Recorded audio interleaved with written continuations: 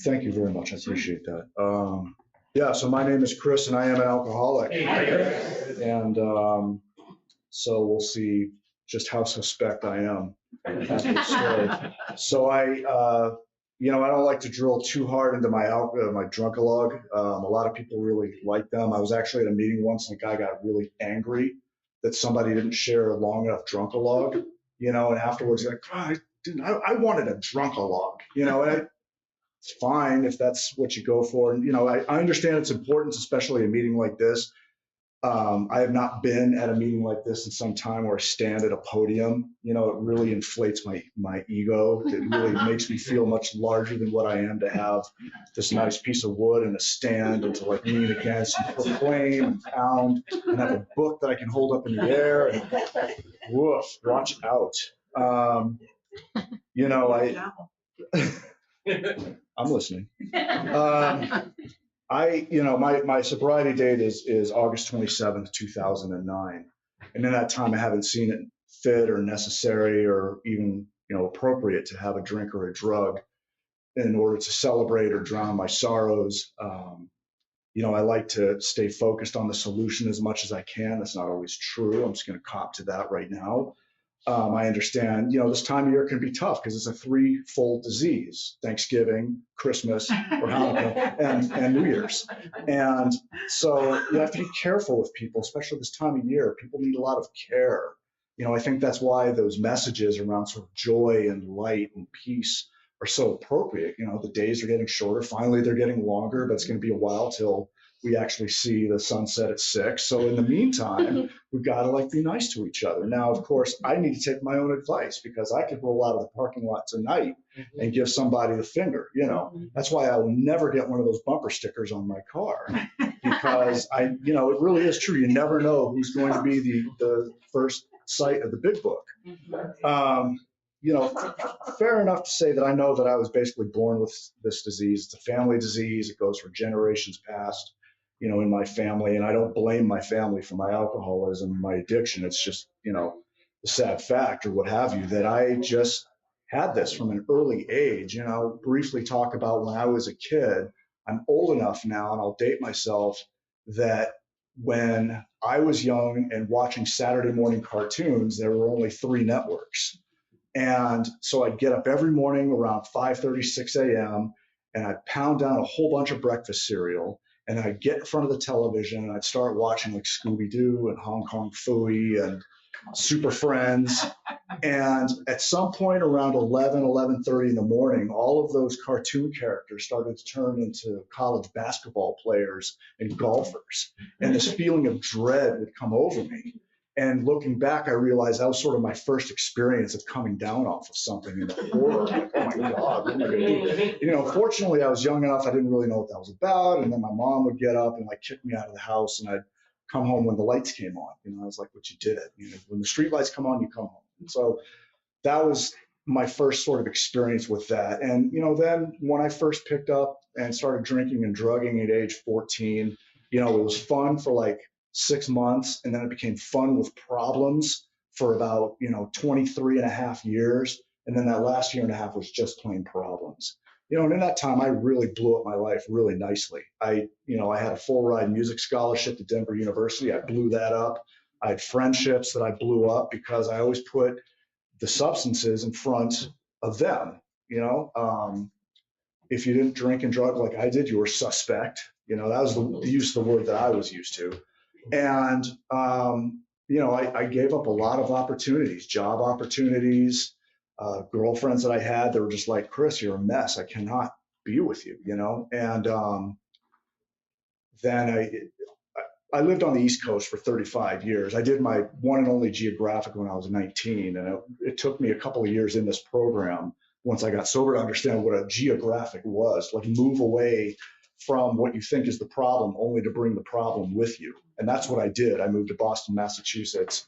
And so I got married when I was 36, 38, and we had a child together. And, I was fully in the wrapper, and that was really towards the end of my drinking. And, here I was in the care of this infant child. And I would take her to the liquor store and discover that you can fit a 12-pack of Guinness bottles perfectly in the bottom of a Graco stroller. Like, this was the kind of stuff I was learning, and the kind of stuff I was kind of passing on to her. And at a certain point, I was just at this point where all I thought about first thing in the morning was getting drunk, and it was the last thing I did before going to bed. And I would sit in front of the TV with my bottle in my bag and just think, this is going to be how it's going to be for the next 40 years of my life. Like, this is just the template for my life, is just this like life of quiet desperation and sitting alone in front of the television, just getting wasted until it was time to go to bed, and just do that for the rest of my life. And after a few more experiences, my daughter was about 4 years old, and I'd come home from work one day, and she was learning to read and write. She's a bright kid, and she was learning to read and write, and she had written like this grocery list, dad's grocery list, and said like milk and eggs and all that. And at the bottom of that list was the word beer. And that was my bottom. That was as low as I ever wanted to get in this disease. And I kept it. I kept that piece of paper and I laminated it. And it's my bookmark in my big book to remind me that it's a family disease and just what goes away if I pick up a drink or a drug. That relationship with that child, who's now 20 years old. She's a junior in college, a declared bio major, and she's amazing. She just passed organic chemistry and sent a text to us like, I passed organic chem, and I mean, I was so happy for her, because that is a ball breaker in a class. I mean, I recently got my college degree, which is one of the gifts of sobriety. I never thought I was ever going to do that. And I ended up getting it. And, honestly, the hardest course I ever took was statistics. And that was a tough course to take. Like 5 out of 10 people know that. If you go across the meeting, you know that. And it's really true. I really have it. And, but I managed to get an art degree in fine arts and painting and studio, and it's been pretty amazing. There were a lot of things that happened after I got sober. I thought that like my marriage was gonna, get better and everything. I ended up getting divorced from that wife. A year after I got sober, I had to learn how to become a single dad. I had to buy a car for the first time. I had to get my own apartment for the first time. This is adult stuff. Most people do this stuff like in their 20s or something. And I'm doing it in my early 40s and thinking that I deserve like a parade for having, gone and like filled up the tank of gas, and not stopped off at the liquor store first. That same child who had really shown me what I am, she ended up having to be committed to a psych ward for a while. That was not great. But, I also got remarried in sobriety to a lovely woman of worth who has been, foundational. Because the one nice thing about being married to a sober person is it's really hard to lie to them. And, we have this phrase around our house, which is, what step are you working right now? And how are you going to work your 10th step with me soon? And it's good though. We go to meetings together. She's been really helpful in me understanding the power of literature. She's from here. And when we met in Boston, she had mentioned in a meeting, well, we should read How It Works. Like, nobody reads How It Works out here. And, but they always do in Seattle. And some guy gave her like, oh, you're sicker in Seattle or something. She read How It Works. That really inspired me. I was like, oh, wow, yeah, we really should. And so, we started a couple of meetings together, and we always read How It Works. It's really important. Like, somebody that's brand new that doesn't know what's going on, what do we do here besides sit around and laugh at our sick jokes? And, I'll leave that. I'll get that later. Anyways, that's actually the last 5th step I wrote. It really is. No, my first 5th step was like 10 pages in a binder, and I was just mad at everybody, and my ex-wife and my kid and my boss and the big oil companies and and just out of my mind. And the last 5th step I did, which was like about a year and a half ago, was on that half a piece of card, 3 index cards. So it just goes to show that somebody can get better. I've let go of a lot, and what I wanted to start, or originally start this off with, is just going through the big book. And of course, when I was asked, about a month ago to come to this meeting and speak, I of course spent 4 hours a day thinking about what I was going to say and how much I was going to be loved as a result. And then I had to go like another program to fix that, and, whatever. Page 132 in the Family Afterword says, "We have been speaking to you of serious, sometimes tragic things.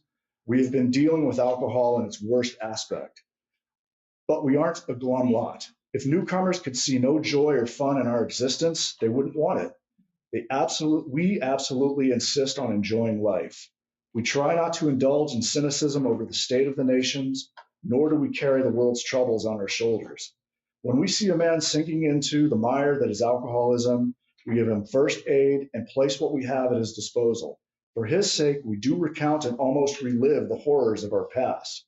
But those of us who have tried to shoulder the entire burden and trouble of others find we are soon overcome by them. So we think cheerfulness and laughter make for usefulness. Outsiders are sometimes shocked when we burst into merriment over a seemingly tragic experience out of the past. But why shouldn't we laugh? We have recovered, and we've been given the power to help others." And boy, if that isn't the truth, I would hear some wild things in my first year of sobriety. I almost wanted to change my story. I was like make a new story. I hear about these guys getting into like shootouts with state troopers and stealing buses. And I was like, man, all I did was like drink by myself in my kitchen. Man, I need a new story. I'm glad I didn't listen to what was up here. And in 16 years, a lot in my life has changed. So much. And so really, I really mean that. Like, if you're new, new and struggling, or been here a while and struggling, like, do not leave until the miracle happens, because there have been times when I've been really stuck. And that's the whole point of having a sponsor and having a group and having people that I know, and the 500-pound telephone and all these things, the literature. What I'm saying is I have no excuse. I read a lot of the history of AA, and you hear about these people that lived in these rural communities, and they were still on party line telephones. And so you had to wait for Mrs. McGillicuddy to hang up the phone before you could call another drunk. And then if you want to go to a meeting, well, it meant getting in your car on a Saturday evening and driving 50, 100 miles to Akron or maybe New York if you were lucky. And that was it. You had that one meeting, and it wasn't really that structured. It's just people sitting around a room going, well, okay, things are all right. And then it grew, like it talks about here. And I love the function of time in these rooms, because somebody talks about their sobriety date, whether it was last week or it was 45 years ago. And I can put myself on that timeline. I can say, okay, when this person was getting sober in the 80s, I was falling down in the back of a pickup truck in my own vomit. And that's pretty cool. Like, I can keep track of like all these facts in my mind. And it's brilliant.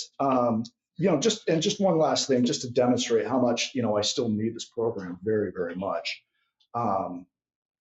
Humility is a big part of everything, I think. And humility to me is just accepting reality, as it is, and understanding my role and my responsibility, and that it doesn't have to be too big, and it's small, but it's not so small that it doesn't play a part. So I've recently taken a job in a commercial kitchen. And this was not the life that I had thought I would have, but the job offers amazing healthcare benefits. And those are important when you get older. I'm middle-aged. I got to think about these things. When I was in my 20s, but now, like, I got to go to the doctor for this and get it, and it's been really important. I think doctors are very important. And if you ever need one, I think it's important to be able to get one. And so anyways, I was working my dumb little job, and I was finishing up a task, and the boss came up to me and said, "Hey, have you taken your break?" And I said, "No." He said, "Well, when you're done, come see me." Well, of course, my lizard alcoholic brain kicks in, and oh God, I'm gonna get canned. This is it. It's over for me. I'm done. What am I gonna do? And so then I did something real quick, and I was trying to like get out of him what he wanted. And I said, "Well, what I'm done. What do you need?" He said, "Just go do what you have to do, and then just come see me." I'm like, God, this is it. I'm gonna get fired. Oh, but wait, maybe he's been seeing how I'm hustling. that's it. I'm getting a promotion or a raise. I'm going to be manager of this store. That's it. That's what's going to happen. Like, I just went from like dejection to elation in a heartbeat. And then when I finally went up to him, I said, well, what do you need me to do? And he said, well, just make sure there's enough soup on the shelf. So I need to keep coming to these meetings, people. I need this program very, very much, even with 16 years, because left to my own devices, I will think myself into some very bad places. My name is Chris, and I am an alcoholic. I'll keep coming. Thank you.